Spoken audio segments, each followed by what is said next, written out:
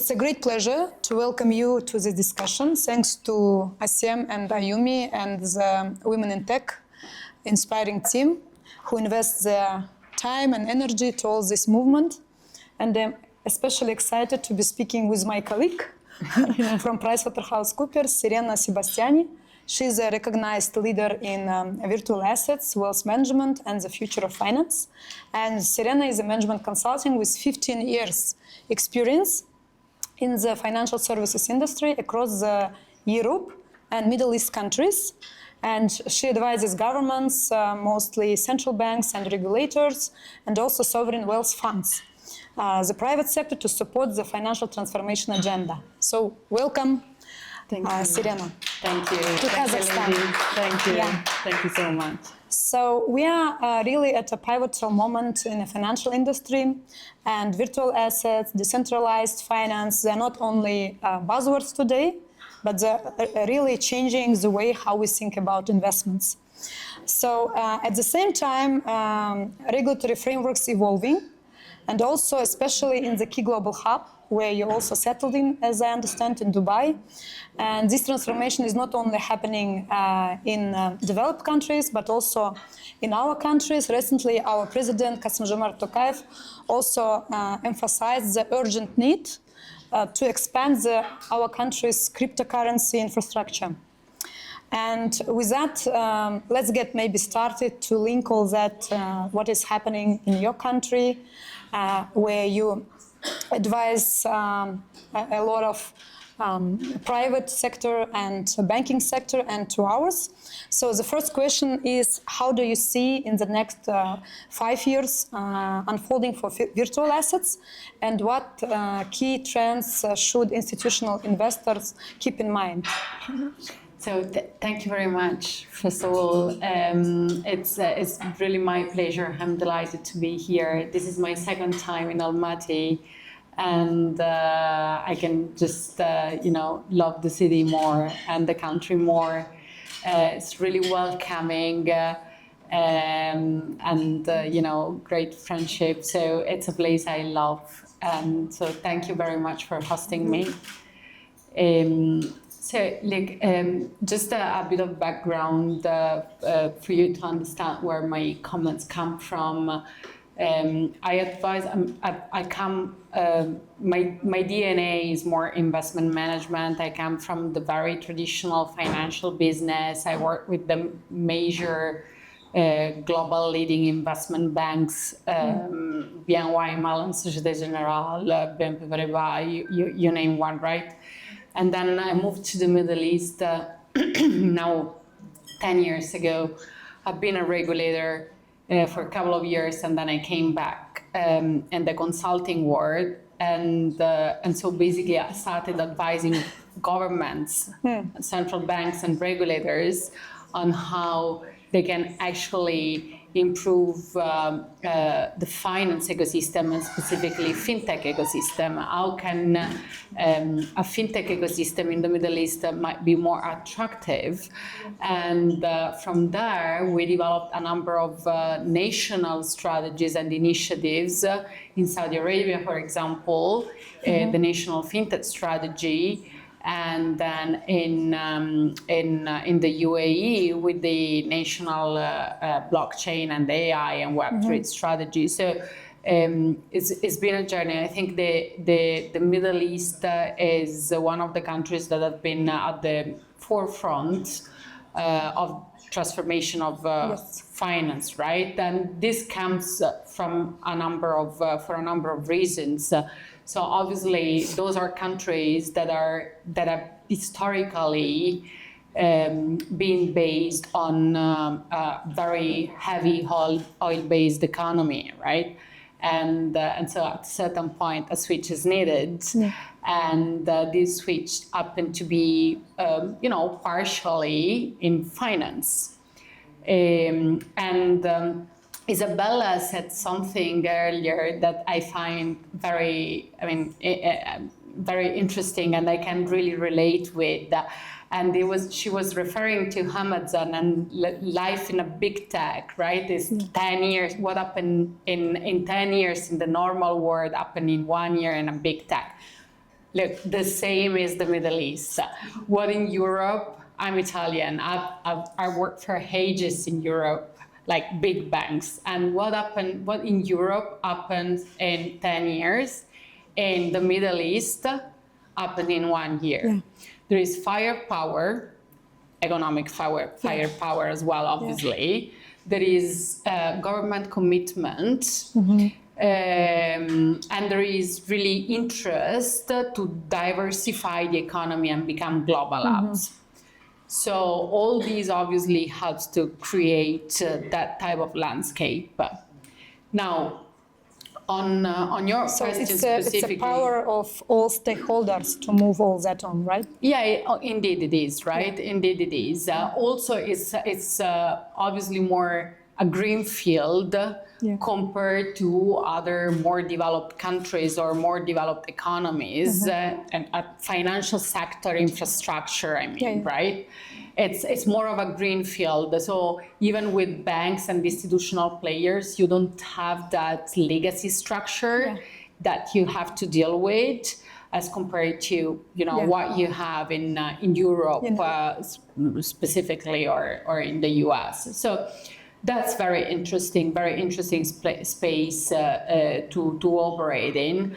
The institutions and banks, what they're doing in crypto and virtual assets. So we are lucky enough in the Middle East that we have a great support from regulators.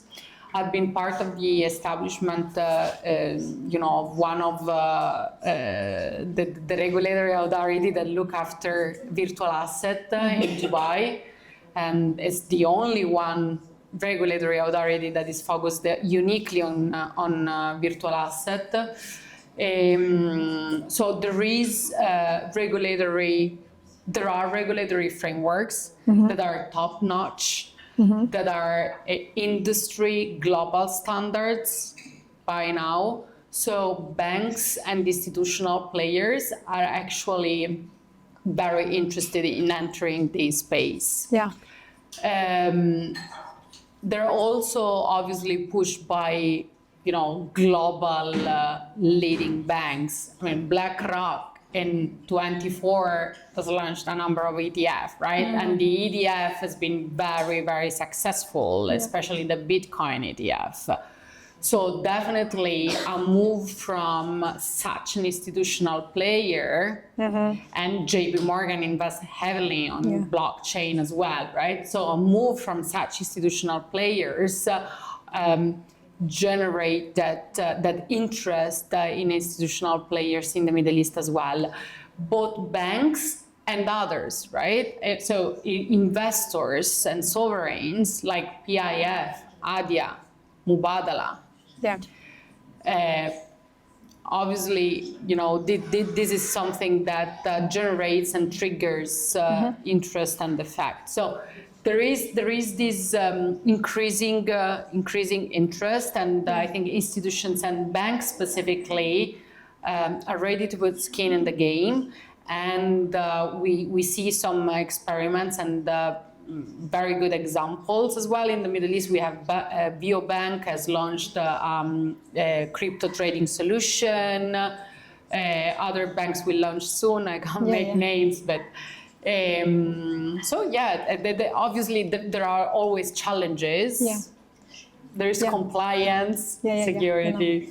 If we look back to the economy of the Kazakhstan, it's also not very diversified, as you can know, and it's also oil focused, let's say, in terms of budget. And we have an interest from the highest level as the president, as I said. But if we compare to Middle East, what do you believe is the biggest misconception we have as a country? Maybe. Well, that's interesting. So I can say I don't know this country well enough. I mean, this is my second trip. Okay. I hope I'll have or maybe lessons learned on that journey. Maybe you can share. Look, what I've learned in these 2 trips, and I had quite a few meetings. I met a lot of people, both on the regulator side and on the industry side, is that there is a very large interest and willingness to actually operate in this business. Virtual assets are big. We have global players that step foot in. So we have seen Binance, we see Bybit, they're regulated, the Astana Financial Center.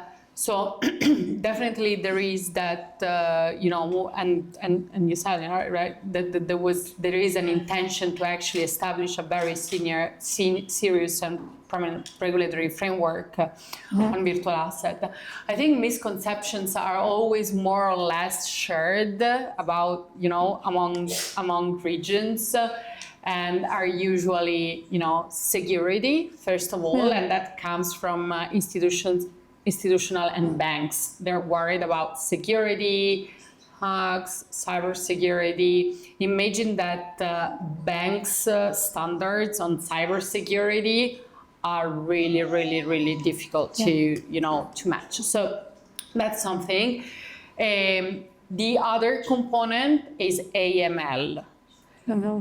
Compliance, AML, transaction monitoring, and where these funds comes and goes is something that is still something that worries.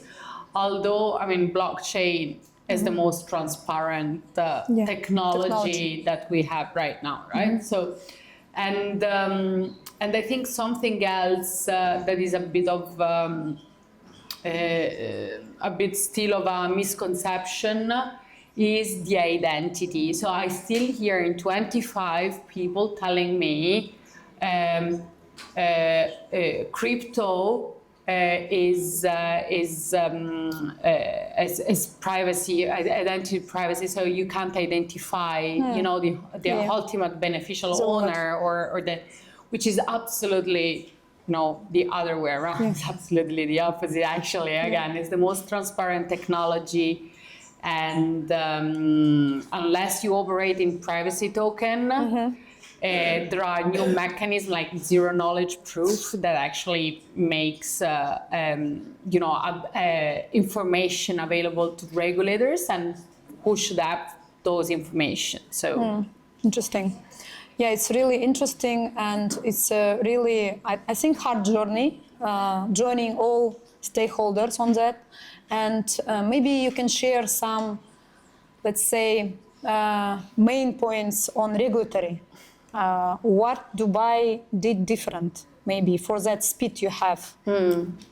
Well, look, the Middle East didn't start with Dubai, actually. Okay. Dubai is now the main crypto hub, or the main hub in terms of virtual asset. But the fintech journey in the Middle East started with Bahrain. So Bahrain has always been a pioneer. Did not know about it. Yeah, has always been a pioneer. It was the first fintech sandbox established in the Middle East, attracts a number of international banks as well as a number of fintech there.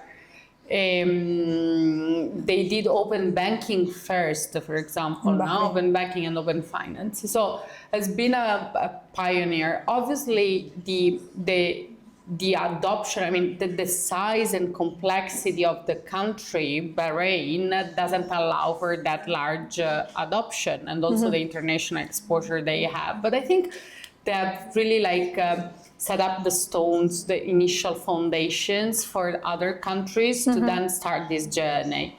The UAE came in 2020, more or less, when especially Dubai was heavily reliant on tourism, and with COVID, that component of the economy, came less. So a switch was really into technology, right, and financial technology.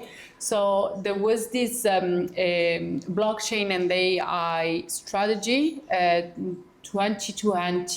late 2020, that was issued. Not so long, 5 years ago. Yeah. And then from now, starting 2021, the big thing that they did was establishing VARA. And VARA is the first, a unique example globally of a virtual asset only focused regulatory authority. Elsewhere in the world, and also in the UAE with ADGM, we see regulators that are financial sector regulators, and they operate across, right? And they also maybe regulate crypto. Yeah. VARA is a vertical regulator focused on crypto. This allows to grow education, to grow talents, to actually have a focused knowledge there, and also to have focused projects. So they do very interesting thing. And the regulatory framework that VARA issued, I think, is one of the, if not the most comprehensive that we can find around the world. So very, very visionary leaders. And by the way, the vice chairman of VARA and the brain, of all these things, is a woman with an amazing energy. Okay. Deepa Carbon. Should we do cross-territory consulting projects then? What do you think? I'm looking forward. Yeah. I'm looking forward. Yeah, it's a good idea. We should discuss about it. 100%. After that. We will. Okay. And the subject close to my heart is the growing financial influence of women, as you said, one of the deputies of VARA, and their leadership in shaping the future of finance.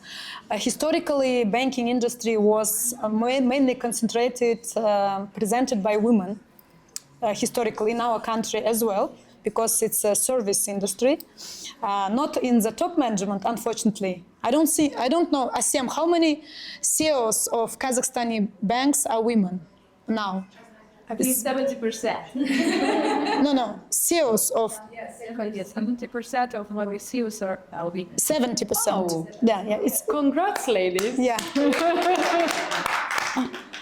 So, yeah, and as I said, it's very interesting to understand your vision on that, how female leadership can also, change or make more in fintech, in virtual assets, in wealth management.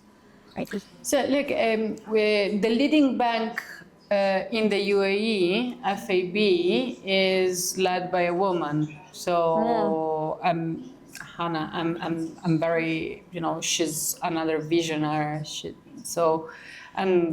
is the leading bank. They operate in 19 countries around the world. So it's a very good example. I'm personally part of a network that is called Women in Crypto. It's a global network. We have a chapter in Dubai, and I'm an ambassador for the Middle East of the global Women in Crypto move. So through that association as well, we deliver a lot of educational content. So I think it's really, I'm not a fan of this women into, right, type of concept. Yeah. Because we are all professional, and we are here today because we are professional, right? So we shouldn't, at least we shouldn't speak much about why women into or how women into, but how to become a better professional, how to become, how to stand out. And this applies to everybody, not only to women, applies to men as well. I think we bring great values into our business. First of all, we are in general very committed to what we do. We strive, right? Yeah. So we strive for something, and that's something that always helps. For younger generations, I would say really is interest, is passion, is education, is having this drive. This is what drives us far. Yeah. And again, it's women and men. It's not only women, right? Yes. But being focused, committed, don't lose your way, right? A long-term achievement is way more valuable than short-term satisfaction. So great. just go for that. We can only applaud to that. Thank you. Thank you, guys. Thank you, Serena, for that amazing talk. Yeah. Thank you. Enjoy your Thank you for time inviting in me. Kazakhstan. Yeah. That's all. I will. Thank you. Thank you very much. Спасибо. Thank you. Love that.